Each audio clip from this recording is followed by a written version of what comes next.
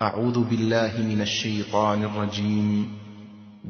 قل هذه سبيلي أدعو إلى الله على بصيرة أنا ومن اتبعني وسبحان الله وما أنا من المشركين.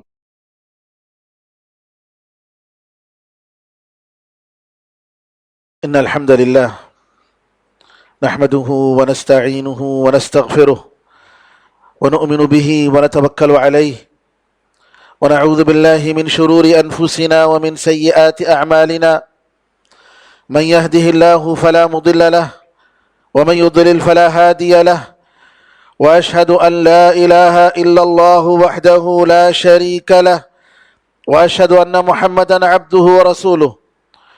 اللهم صل على محمد وعلى آل محمد كما صليت على إبراهيم وعلى آل إبراهيم إنك حميد مجيد. اللهم بارك على محمد وعلى آل محمد كما باركت على إبراهيم وعلى آل إبراهيم إنك حميد مجيد. أما بعد فإن خير الحديث كتاب الله وخير الهدي هدي محمد صلى الله عليه وسلم وشر الأمور محدثاتها وكل محدثة بدعة وكل بدعة ضلالة وكل ضلالة في النار. تمام تعریفیں اللہ تعالیٰ کے لیے ہیں جو سارے جہاں کا خالق، مالک اور اس کا پروردگار ہے. رحمتیں اور سلامتی ہو احمد مجتبیٰ محمد مصطفیٰ محمد ابن عبداللہ پر جو سارے جہاں والوں کے لیے رحمت بنا کر بھیجے گئے. برادران اسلام، دختران ملت، میں نے اپنے گزشتہ خطبے میں سورہ قاف کا مختصر سا ترجمہ اور اس کی تفسیر میں نے شروع کیا تھا، کیونکہ نبی کریم صلی اللہ علیہ وسلم اکثر جمعے کے خطبوں میں سورہ قاف کو پڑھا کرتے تھے. سورہ قاف ایک ایسی صورت ہے جس میں آخرت، قیامت، موت اور جنت اور دوزخ کا ذکر ہے. اور نبی کریم صلی اللہ علیہ وسلم جن سوروں کا آپ انتخاب کرتے تھے نمازوں میں، خاص طور پر جمعوں کے موقع پر، جمعے کا دن جمعے کی نماز میں اور عید کے موقع پر سورۃ الاعلیٰ اور سورۃ الغاشیہ، اور اسی طریقے سے سورہ جمعہ اور منافقون، ان سوروں میں اگر آپ غور کریں گے ان میں دنیا کی حقیقت کو بتایا گیا ہے، اور یہ بتایا گیا ہے انسان تمہیں آخرت کے لیے تیار ہونا ہے، یہ تمہارا ہمیشہ کا ٹھکانہ نہیں ہے. یہاں اللہ تعالیٰ نے تمہیں گزرنے کے لیے اس دنیا کو پیدا کیا ہے، یہاں مستقل طور پر ٹھہرنے کے لیے پیدا نہیں کیا ہے. یہ ایک منزل نہیں ہے، یہ ایک سفر میں جیسے انسان ضرورت کے لیے کہیں ٹھہرتا ہے کسی اسٹیشن میں، بالکل اسی طریقے سے ہے.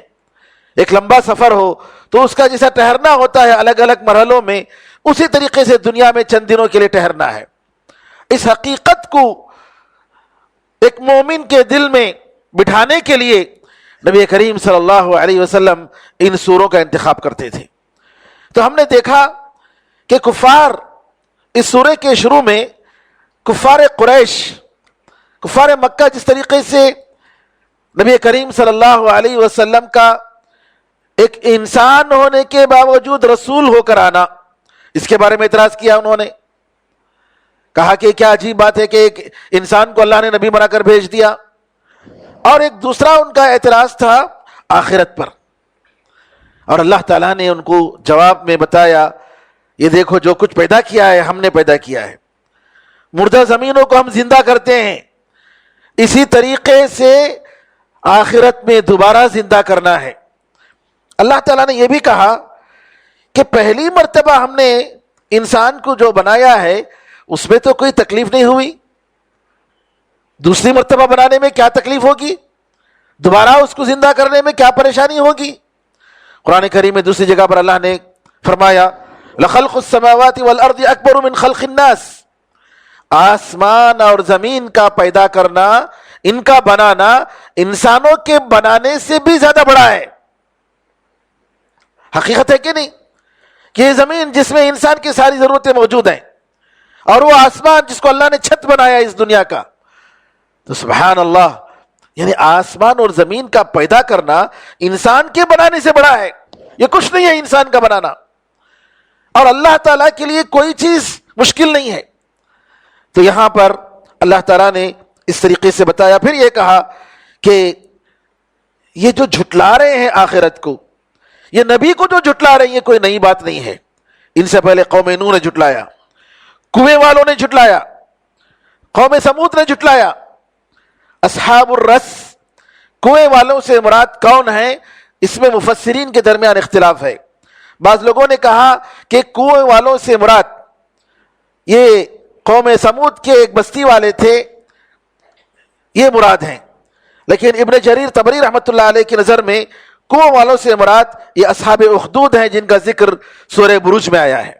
پھر اللہ نے فرمایا عاد نے انکار کیا، جی ہود علیہ السلام کی قوم نے، فرعون نے انکار کیا، لوط علیہ السلام کے لوگوں نے انکار کیا، اور اسی طریقے سے ایکا درخت والوں نے انکار کیا، قوم شعیب، اور قوم تبع نے انکار کیا جو کہ یمن کے تھے. کہا کل کذب الرسل فحق وعید، سارے لوگوں نے رسولوں کا انکار کیا، تو میرا جو وعدہ ہے جھٹلانے والوں کے لیے یہ ثابت ہو گیا. ایک رسول کو جھٹلانا سارے رسولوں کے جھٹلانے کے برابر ہے. اسی لیے نوح علیہ السلام کی قوم کے بارے میں اللہ نے فرمایا کذبت قوم نوح المرسلین، کہ نوح علیہ السلام کو ان کی قوم نے، نوح علیہ السلام کی قوم نے رسولوں کا انکار کیا، رسولوں کا انکار کیا. جبکہ نوح علیہ السلام پہلے رسول ہیں، پہلے رسول ہیں. رسول اور نبی میں فرق ہوتا ہے. رسول وہ ہے جس کو ایک نئی شریعت دی جاتی ہے، لیکن نبی پرانے نبی کی جو اس سے پہلے نبی آئے تھے انہی کی شریعت کی تبلیغ اور دعوت کا کام کرتا ہے. تو اس لیے علماء نے، شیخ الاسلام ابن تیمیہ رحمۃ اللہ نے فرمایا کہ نوح علیہ السلام پہلے رسول ہیں. حالانکہ آدم علیہ السلام کے بارے میں آیا ہے حدیث میں کہ وہ بھی نبی تھے.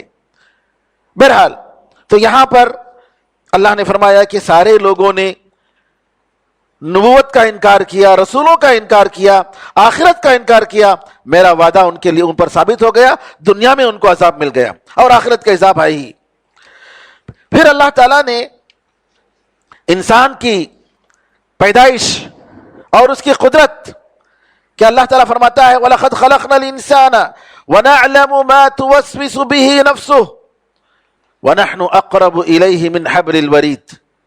ہم نے انسان کو پیدا کیا اور ہم جانتے ہیں کہ اس کے نفس میں کیا وسوسہ آتا ہے، اس کا نفس، اس کے دل میں کیا باتیں آتی ہیں، اس کے نفس میں کیا باتیں آتی ہیں، ہم جانتے ہیں. یعنی دل میں جو خیالات آتے ہیں ان خیالات سے بھی ہم واقف ہیں. انسان بولے یا کرے وہ الگ بات ہے، وہ تو ظاہر ہے، لیکن دل میں جو انسان کے دل میں جو خیالات گزرتے ہیں اس سے بھی ہم واقف ہیں، اور ہم اس کے شہرک سے بھی زیادہ قریب ہیں. شہرک انسان کا یہ جو گردن میں جو دو رگ ہیں موٹے سے، اور جس کے کٹ جانے سے انسان کی جان چلے جاتی ہے، یہ حبل الورید، یہ شہرک کہتے ہیں اس کو. شہرک سے بھی زیادہ قریب ہیں. یہاں پہلی بات ابن کثیر رحمۃ اللہ علیہ نے یہ فرمائی اس آیت کے بارے میں کہ اللہ تعالیٰ اپنی قدرت کے بارے میں بتاتا ہے کہ انسان کو پیدا کرنے والا اللہ ہے اور اس کے سارے عمل سے وہ بالکل باخبر ہے. کوئی چیز اس سے مخفی نہیں ہے. دل کی دھڑکن کو جانتا ہے، اس کے دل میں جو غلط باتیں آتی ہیں، جو اچھی باتیں آتی ہیں، سب کو جانتا ہے. دوسری بات یہ اللہ تعالیٰ کی رحمت ہے کہ انسان کے دل میں جو خیالات آتے ہیں، برے خیالات، اللہ ان کو معاف کر دیتا ہے. جب تک وہ اس کو زبان سے نہیں نکالتا یا عمل سے ظاہر نہیں کرتا، دل میں جو اس کے خیالات جو آتے ہیں، وسوسے جو آتے ہیں، اللہ تعالیٰ اس کا حساب نہیں کرتا ہے. حدیث میں نبی کریم صلی اللہ علیہ وسلم فرماتے ہیں ان اللہ تجاوز لامتی ما حدثت به انفسها. اللہ تعالیٰ نے میری امت کے لیے اس کے نفس نے جو بات کی، انسان کی جو نفس جو بات کرتا ہے، اس کے دل میں جو باتیں آتی ہیں، اللہ تعالیٰ اس کو معاف کر دیتا ہے. ما لم تقل او تعمل، جب تک وہ کہتا نہیں ہے یا عمل نہیں کرتا ہے اس وقت تک اس کا حساب کتاب نہیں ہے. تو یہاں پر یعنی اللہ کی بہت بڑی یہ نعمت ہے کہ انسان کے دل میں جو خیالات آتے ہیں اللہ تعالیٰ اس کا حساب و کتاب نہیں کرتا ہے جب تک وہ عمل نہ کرے یا زبان سے اس کا اظہار نہ کرے. صحابہ رضی اللہ عنہ اجمعین نبی کریم صلی اللہ علیہ وسلم کے دربار میں آ کر سوال کرتے ہیں، اللہ کے رسول ہمارے دلوں میں ایسے ایسے خیالات آتے ہیں، ہم ختم ہو جائیں، ہم مر جائیں، یہ ہمارے پاس زیادہ پسند ہے اس بات سے کہ ہمارے دل میں ویسے خیالات آئیں. دیکھیں، خیالات کا آنا ایمان کی علامت نہیں ہے. نبی کریم صلی اللہ علیہ وسلم نے کہا تم لوگوں نے اس کو محسوس کیا؟ دیکھیں صحابہ کا سوال دیکھیے، کہا کہ ہمارے دلوں میں ایسے خیالات آتے ہیں ہم مر جائیں، یہ ہماری نظر میں زیادہ بہتر ہے اس بات سے کہ ہم ایسی باتیں سوچیں. تو نبی کریم صلی اللہ علیہ وسلم نے کہا کہ تم لوگوں نے ایسا محسوس کیا کہ ہم مر جائیں یہ زیادہ بہتر ہے؟ کہا کذاک صریح الایمان، یہ ایمان کی علامت ہے. وسوسوں کا آنا ایمان کی علامت نہیں ہے، وہ شیطان کی طرف سے ہے، وہ نفس کی طرف سے ہے. بعض لوگوں نے اس کا معنی یہ لیا، حالانکہ وسوسوں کا آنا جو ہے یہ ایمان کی علامت نہیں ہے. وسوسوں کو دفع کرنا، یہ سوچنا کہ نعوذ باللہ یہ دل میں کیا خیال آ رہا ہے، استغفر اللہ العظیم، اللہ تعالیٰ سے ہم معافی مانگتے ہیں ایسے خیالات سے، کہ انسان اعوذ باللہ پڑھے، ان خیالات کو دل میں آنے کے بعد فوراً استغفار پڑھے، اعوذ باللہ پڑھے.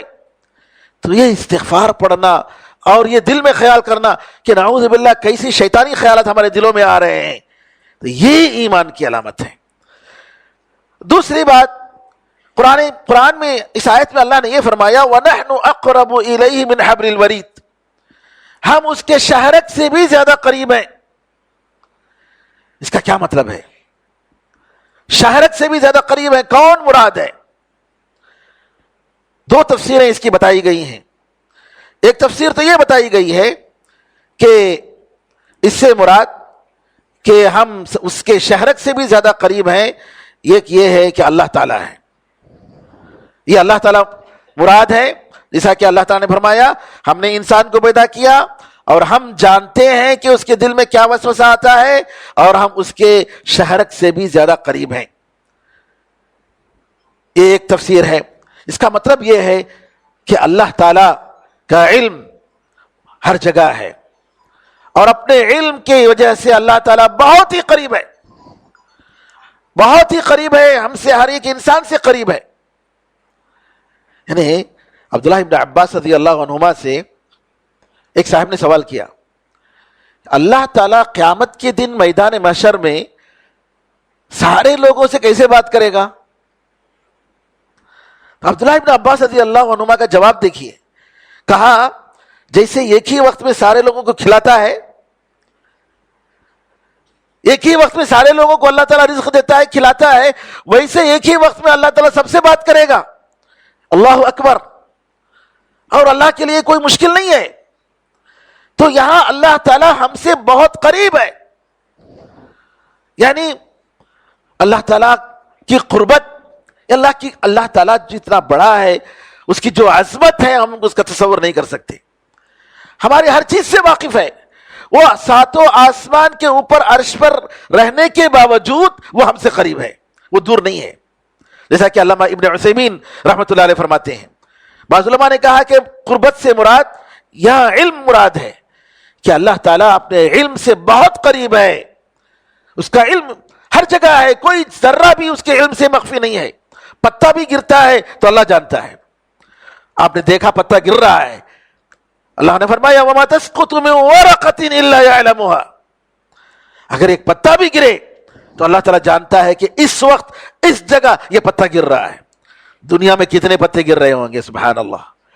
اللہ تعالیٰ کا علم کتنا وسیع ہے. دیکھیے، تو کہنے کا مطلب یہ ہے کہ ایک تو یہ مراد ہے کہ یہاں وَنَحْنُ أَقْرَبُ إِلَيْهِ مِنْ حَبْلِ الْوَرِيدِ سے مراد کہ اللہ تعالیٰ مراد ہے. اور دوسرا یہ ہے، دوسرا قول جس کو شیخ الاسلام ابن تیمیہ رحمۃ اللہ علیہ نے فرمایا، اور اس طریقے سے ابن عثیمین رحمۃ اللہ علیہ کا بھی وہی خیال ہے کہ یہاں پر وَنَحْنُ أَقْرَبُ، ہم، نحنو کا مطلب وی، ہم عربی زبان میں جمع کے لیے استعمال ہوتا ہے. تو یہاں کہا کہ اس سے مراد فرشتے مراد ہیں، کہ فرشتے اللہ تعالیٰ کے وہ انسان سے بھی زیادہ قریب ہیں. بہرحال دونوں لینے میں کوئی فرق نہیں، کیونکہ یہ بھی مراد لے سکتے ہیں اور وہ بھی مراد لے سکتے ہیں، لیکن اللہ تعالیٰ کا اگر مراد ہے تو اس کا مطلب یہ ہے کہ اللہ تعالیٰ عرش پر ہے. اس کا مطلب یہ نہیں جیسا کہ بعض لوگوں نے کہا کہ نعوذ باللہ اللہ تعالیٰ ہر جگہ موجود ہے. یہ کہنا غلط ہے میرے بھائیو. اللہ کہاں ہے؟ اللہ عرش کے اوپر ہے. اللہ کہاں ہے؟ اللہ عرش کے اوپر ہے، کیونکہ قرآن میں اللہ نے فرمایا اللہ عرش کے اوپر ہے. اور اسی طریقے سے حدیث میں ایک لونڈی کے ایمان پہچاننے کے لیے کہ مومن ہے یا غیر مومن ہے، نبی کریم صلی اللہ علیہ وسلم نے یہی سوال کیا، کہا این اللہ، اللہ کہاں ہے؟ پہلا سوال اللہ کہاں ہے؟ اس لونڈی نے کہا کہ اللہ آسمان میں اوپر ہے. صحیح مسلم کی روایت، فی السماء، آسمان میں ہے. اب بعض لوگوں نے جو ہے اس کا، جن کو یہ بات سمجھ میں نہیں آتی، دیکھیے غیبیات کی جو چیزیں ہیں، غیب کی جو چیزیں ہیں، اس میں ہمارے عقل کے گھوڑے دوڑا نہیں سکتے ہم. ایک صاحب دائی ہیں، بڑے دعوت کا کام کرتے ہیں بہت، انگریزی زبان میں. انہوں نے کہا کہ ہو سکتا ہے کہ جس وقت وہ لونڈی اشارہ کر رہی تھی اس وقت زمین نیچے تھا اور آسمان اوپر تھا. میں نے شیخ عبدالرزاق عباد سے یہ سوال کیا کہ ایک صاحب ہیں، وہ اس طریقے سے اللہ تعالیٰ کے بارے میں انہوں نے یہ کہا کہ ایک بہت بڑا اہم قاعدہ انہوں نے بتایا، کہا لا یقاس الخالق بالمخلوق، خالق کریٹر کو کریشن سے کمپیر نہیں کر سکتے. اور لوگ اسی میں غلطی کرتے ہیں. اللہ موجود ہے، ہم بھی موجود ہیں، ہمارے وجود میں اللہ کے وجود میں فرق نہیں ہے، آسمان و زمین کا فرق ہے. ہمارا وجود زوال، پر زوال، اور اس کا لا زوال، ہمیشہ کے لیے پرفیکٹ. جی تو لہذا اللہ تعالیٰ میں اور مخلوق میں، کریشن میں، خالق اور مخلوق میں کسی قسم کا کمپیرزم نہیں. اور قرآن میں اللہ نے بتا دیا لیس کمثلہ شیء، اللہ کے جیسے کوئی چیز نہیں ہے، اور وہ بڑا سننے والا ہے اور بڑا دیکھنے والا ہے. تو کہنے کا مطلب یہ ہے کہ یہاں لوگوں نے جو غلطی کی کہ ہو سکتا ہے کہ زمین جو ہے دنیا یہ گول گھوم رہی ہے، اس وقت ہو سکتا ہے آسمان جو ہے، نہیں، اللہ اوپر ہے، اوپر ہے، چاہے ذہن کہیں بھی ہو، اللہ اوپر ہے. کیونکہ حدیث میں یہ بات آ گئی اور قرآن میں یہ بات آ گئی. اللہ کہاں؟ اللہ اوپر ہے. یہی جواب دینا چاہیے. تو رسول اللہ صلی اللہ علیہ وسلم نے اس لونڈی سے دوسرا سوال کیا، کہا میں کون ہوں؟ کہا آپ اللہ کے رسول ہیں. نبی کریم صلی اللہ علیہ وسلم فرمایا ان کو آزاد کر دو، یہ جو ہے مومنہ عورت ہے، یہ ایماندار عورت ہے. تو کہنے کا مطلب یہ ہے کہ اللہ اور اس کے مخلوق کے سے کمپیر کرنا ایک بہت بڑی غلطی ہے اور گمراہی کا راستہ ہے. اسی لیے جو صوفیہ جو کہتے ہیں کہ اللہ تعالیٰ لوگوں میں اتر گیا، جیسا کہ ہندوؤں کا عقیدہ ہے اوتار، کہ نعوذ باللہ خدا جو ہے ان کے عقیدے کے مطابق انسانوں میں انسان بن کر آتا ہے تاکہ وہ دیکھے کہ انسان کی حالت کیا ہے. کیا ضرورت ہے اللہ تعالیٰ کو، خدا کو نعوذ باللہ ایک دوسرا روپ بنانے کی، مخلوق کی شکل میں آنے کی کیا ضرورت ہے؟ اس کے پاس تو ساری قوت ہے، ساری قدرت ہے اس کے پاس، اور وہ آسمان میں بیٹھ کر ہر ذرے کا علم جانتا ہے. تو یہاں پر ہم نے یہ بتایا. پھر اس کے بعد اللہ تعالیٰ نے دو کرامن کاتبین جو فرشتے ہیں ان کا ذکر فرمایا. اذ تلقى المتلقيان عن اليمين وعن الشمال قعيد، جب دونوں ملنے والے فرشتے ملتے ہیں دائیں طرف اور بائیں طرف، وہ بیٹھے ہوئے ہیں. ما يلفظ من قول الا لديه رقيب عتيد، اگر ایک لفظ بھی وہ نکالتا ہے تو وہاں ایک نگران ہے، بالکل تیار ہے جو لکھ رہا ہے. ہمارے اعمال اور ہمارے اقوال جو زبان سے ہم کہتے ہیں، ساری چیزوں کا ریکارڈ ہو رہا ہے میرے بھائیو. اور ایک جگہ ریکارڈ نہیں، کئی جگہ. سبحان اللہ، کئی جگہ ریکارڈ ہے. یہاں ایک ہے ریکارڈ جی، وَكُلَّ إِنسَانٍ أَلْزَمْنَاهُ طَائِرَهُ فِي عُنُقِهِ وَنُخْرِجُ لَهُ يَوْمَ الْقِيَامَةِ كِتَابًا يَلْقَاهُ مَنشُورًا. ہم نے ہر ایک آدمی کا عمل اس کے گردن میں اس کو وہاں الزمناہو اس کو رکھ دیا ہے، اور ہم قیامت کے دن اس کو کتاب کی شکل میں ہم نکالیں گے اقرا کتابک کفا بنفسک اليوم علیک حسیبا، تم اپنی کتاب کو پڑھو، تم ہی کافی ہو تمہارے ساتھ حساب کرنے کے لیے، حساب و کتاب کرنے کے لیے تم کافی ہو، دیکھو تمہارا عمل۔ گویا چپ سافٹ کاپی یہاں تیار ہے، قیامت کے دن ہارڈ کاپی کی شکل میں وہ چیز آئے گی ریکارڈ کے طور پر۔ پھر اس کے علاوہ یہ چمڑے، یہ ہاتھ، یہ ہمارے اعضاء، یوم تشہد علیہم السنتہم، قرآن میں اللہ نے فرمایا کہ اس دن قیامت کے دن ان کے چمڑے گواہی دیں گے، ان کے ہاتھ گواہی دیں گے، ان کے پیر گواہی دیں گے، سبحان اللہ۔ اور انسان پوچھے گا کیوں تم میرے خلاف گواہی دے رہے ہو؟ کہیں گے انطقنا اللہ الذی انطق کل شیء، اس اللہ نے ہمیں بولنے کی طاقت دی جو ہر چیز کو بولنے کی طاقت دیتا ہے، سبحان اللہ۔ تو لہٰذا ایک ریکارڈ ہے، پھر ایک کرامن کاتبین، ان کا ایک ریکارڈ ہے جس کا ذکر یہاں قرآن میں اللہ نے فرمایا۔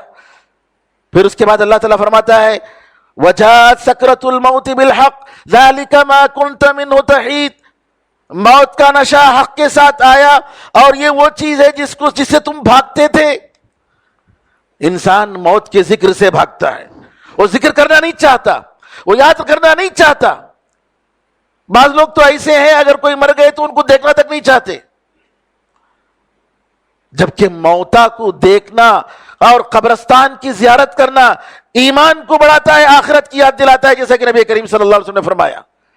آپ نے فرمایا کہ میں قبرستان جانے سے پہلے اسے منع کیا تھا تاکہ لوگ قبر والوں سے جو ہے نعوذ باللہ امید نہ کر بیٹھے جیسے اللہ تعالیٰ کے ساتھ امید کرتے ہیں، جیسا کہ آج لوگ قبر پرست لوگ کرتے ہیں۔ پھر نبی کریم صلی اللہ علیہ وسلم نے فرمایا جاؤ زیارت کرو کیونکہ وہ آخرت کی یاد دلاتی ہے۔ تو قبرستان کی زیارت اگر انسان اپنے دل میں محسوس کرے کہ میں دنیا کی طرف مائل ہو گیا ہوں، میرے دل میں اللہ کا خوف کم ہو گیا ہے اور میں دنیا کے تماشوں میں پھنس گیا ہوں، کیا کرنا چاہیے؟ جائیے قبرستان کی زیارت کیجیے، قبرستان کی زیارت کیجیے۔ تو یہاں اللہ تعالیٰ فرماتا ہے کہ وجاءت سکرۃ الموت بالحق، جو موت کا جو نشہ ہے، یعنی آدمی اس عذاب کی وجہ سے نشے کی حالت میں ہوگا، اتنا سخت عذاب۔ نبی کریم صلی اللہ علیہ وسلم فرماتے ان للموت سکرات، موت کے وقت جو حالت ہوتی ہے، یعنی اتنا سخت عذاب اور اتنا سخت تکلیف۔ اللہ اکبر، اللہ تعالی ہمیں اور آپ کو محفوظ فرمائے۔ ایک سلف کہتے ہیں جب ان کو سکرات کے وقت ہوش آیا، کہا کیسے اپنے آپ کو پایا؟ کہا کہ میں اپنے آپ کو ایسے پایا ہوں گویا جو ہے آسمان میرے اوپر ہے سینے پر اور میں زمین کے اوپر ہوں، اور دونوں جو ہے دونوں کے بیچ میں پھس رہا ہوں۔ یعنی جس طریقے سے چکی کے دو پٹی میں آٹا پستا ہے، اس طریقے سے گویا میں اپنے آپ کو محسوس کر رہا تھا۔ اللہ اکبر، اللہ تعالی ہمیں اور آپ کو اس مرحلے میں اس وقت میں آسان فرمائے اور اپنے رحمت خاص سے ہمیں اللہ تعالی ہم پر رحمت فرمائے۔ بہت ہی اس میں اللہ نے یہ صاف کہا کہ دیکھو حق کو لے کر آ گیا۔ کیا مطلب؟ اس وقت آدمی اس کو نظر آتے ہیں، فرشتے نظر آتے ہیں، معلوم ہوتا ہے جب انسان کے جو ہے جب موت کو دیکھنے لگتا ہے غرغرے کی حالت، جیسا کہ حدیث میں آتا ہے ان اللہ یقبل توبۃ العبد ما لم یغرغر، جب تک سکرات کی حالت میں نہیں جاتا اس وقت تک اللہ تعالیٰ توبے کو قبول کرتا ہے۔ فرعون نے کیا کیا؟ موت کو دیکھ کر کہا کہ آمنت بربی موسیٰ و ہارون، میں اب موسیٰ اور ہارون کے رب پر ایمان لاتا ہوں۔ الان وقد عصیت قبل، اب ایمان لا رہے ہو جبکہ تم نے پہلے انکار کیا، اب تمہارا ایمان قبول نہیں ہوگا۔ تو لہٰذا اس وقت انسان کو حقائق نظر آتی ہیں، یہ جو غیب کی چیزیں ہیں وہ سب اپنے آنکھوں سے دیکھنے لگتا ہے۔ وَنُفِخَ فِي الصُّورِ ذَلِكَ يَوْمُ الْوَعِيدِ، اور سور میں پھونکا جائے گا اور یہ وعید کا دن ہوگا۔ نبی کریم صلی اللہ علیہ وسلم فرماتے ہیں میں کیسے آرام سے رہوں جبکہ سور والا فرشتہ جو ہے اپنے منہ میں سور لگا کر بیٹھا ہے اور اپنے پیشانی کو جھکا کر بیٹھا ہے اور انتظار میں ہے کہ کب اللہ تعالیٰ کی طرف سے اجازت ہو اور جو ہے وہ سور پھونک دیں۔ نبی کریم صلی اللہ علیہ وسلم فرماتے ہیں میں کیسے میں آرام سے رہوں جبکہ سور والا فرشتہ انتظار میں بیٹھا ہے۔ صحابہ نے کہا اللہ کے رسول ہم کیا کہیں؟ صحابہ نے صحابہ کے سوال پر نبی کریم صلی اللہ علیہ وسلم نے فرمایا حسبنا اللہ ونعم الوکیل پڑھو، اللہ ہمارے لیے کافی ہے اور کیا ہی بہترین کارساز ہے۔ وجاءت کل نفس معها سائق وشہید، ہر جان آئے گی، اس کے ساتھ ایک ہانکنے والا ہوگا اور ایک گواہ ہوگا، یعنی میدان محشر کو لے جانے والا ایک فرشتہ ہوگا جو اس کو میدان محشر کی طرف اس کو ہانکے گا، لے جائے گا، اور دوسرا ایک گواہ ہوگا جو اس کے بارے میں گواہی دے گا۔ سائق اور شہید کے بارے میں بھی علماء کی مختلف رائے ہیں، لیکن ابن جریر طبری رحمۃ اللہ علیہ کا یہ خیال ہے کہ اس سے مراد فرشتہ، ایک فرشتہ جو اس کو میدان محشر کی طرف لے جا رہا ہوگا، اور دوسرا فرشتہ جو اس کو گواہ دے گا۔ لقد كنت في غفلة من هذا فكشفنا عنك غطاءك فبصرك اليوم حديد، تم اس سے غفلت میں تھے، آخرت سے تم غفلت میں تھے، آخرت کے بارے میں تمہیں شک تھا، جی آج ہم نے تمہارے پردے کو ہٹا دیا ہے، اور آج تمہاری نگاہ بڑی تیز ہے، تم ہر چیز دیکھ رہے ہو، فرشتے نظر آ رہے ہیں، جی اعمال کو تولا جا رہا ہے۔ وقال قرینو وهذا ما لدي عتید، اس کا ہم نشین فرشتہ کہے گا کہ یہ اعمال نامہ میرے پاس تیار ہے۔ فرشتہ یہاں عتید دو جگہ آیا ہے، وقال قرین کا لفظ جو ہے دو جگہ آیا ہے، پہلا قرین سے مراد فرشتہ ہے، اس کے بعد جو قرین آتا ہے اس سے مراد شیطان ہے جو اس کے ساتھ رہتا ہے۔ شیطان دوسرا قرین کہے گا میں نے اس کو گمراہ نہیں کیا، یہ خود گمراہی میں تھا، میں نے اس کو بھٹکایا نہیں، یہ خود گمراہی میں تھا، ضلالت میں تھا، اپنی طرف سے یہ گمراہ تھا، یہ میری غلطی نہیں ہے۔ لیکن یہاں جو پہلی مرتبہ آیا ہے وقال قرین وهذا ما لدي عتید، اس سے مراد فرشتہ ہے۔ القیا فی جہنم کل کفار عنید، اللہ تعالیٰ کی طرف سے حکم ہوگا کہ ہر ناشکرے کو، کافر کو، اور عنید وہ جو شخص جو سرکش ہوتا ہے اس کو تم ڈالو، دوزخ میں ڈالو، دوزخ میں ڈالو۔ مناع للخیر معتد مریب، خیر کو روکنے والا، بخیل اور حد سے زیادہ آگے بڑھنے والا، اور اللہ کی باتوں میں شک اور شبہ کرنے والا۔ الذی جعل مع اللہ الہا آخر فالقیاہ فی العذاب الشدید، جو اللہ کے ساتھ کسی اور کو خدا بناتا تھا، شرک کرتا تھا، قبر پرستی کرتا تھا، اس کو سخت عذاب میں ڈالو۔ اور اس وقت قال قرینہ ربنا ما اطغیتہ ولکن کان فی ضلال بعید، یہ جو شیطان انسان کے ساتھ جو رہتا ہے ہمیشہ، وہ شیطان اس کا ساتھی کہے گا اے اللہ میں نے اس کو سرکش نہیں بنایا ہے، میں نے اس کو گمراہ نہیں کیا ہے، یہ خود بڑی گمراہی میں تھا۔ اللہ تعالیٰ کہے گا کہ میرے پاس تم جھگڑا مت کرو، میں نے تمہیں پہلے ہی بتا دیا تھا کہ جو ناشکری کرے گا اور میرے ساتھ کفر کرے گا، شرک کرے گا، اس کا ٹھکانہ دوزخ میں ہے۔ اور یہ بات آ گئی، ما یبدل القول لدی وما انا بظلام للعبید، میرے پاس میرا فیصلہ بدلتا نہیں ہے اور میں بندوں کے ساتھ ظلم کرنے والا نہیں، جیسا کہ حدیث میں آتا ہے یا عبادی انما ہی اعمالکم احصیها لکم فمن وجد خیرا فلیحمد اللہ ومن وجد غیر ذلك فلا یلومن الا نفسه، اے میرے بندو یہ تمہارے عمل ہیں، میں جمع کر کے رکھ رہا ہوں، ریکارڈ تمہارا عمل میں ریکارڈ کر کے رکھ رہا ہوں، اگر اس کا بدلہ اچھا ملا ہے اللہ کی تعریف کرے، کیونکہ اللہ کی وجہ سے تمہیں نیک عمل کی توفیق ملی، اللہ کی وجہ سے تمہیں جنت مل رہی ہے، اور اگر برا ملے تو اپنے آپ کو ملامت کرے، تم ہی اس کے ذمہ دار ہو۔ اللہ تعالیٰ سے دعا ہے کہ قرآن کریم کو سمجھنے اور اس میں غور و فکر کرنے اور اس کے جو احکام ہیں ہماری زندگی میں اس کو لانے، اور قرآن کریم کو اللہ تعالیٰ ہمیں ہمارے لیے حجت بنانے کی اللہ تعالیٰ توفیق عطا فرمائے۔ آمین ارحم الراحمین، الحمدللہ رب العالمین۔ بارک اللہ لنا ولکم فی القرآن العظیم ونفعنا وإیاکم بالآیات والذکر الحکیم، انہ تعالی جواد کریم ملک رؤوف رحیم رب حلیم۔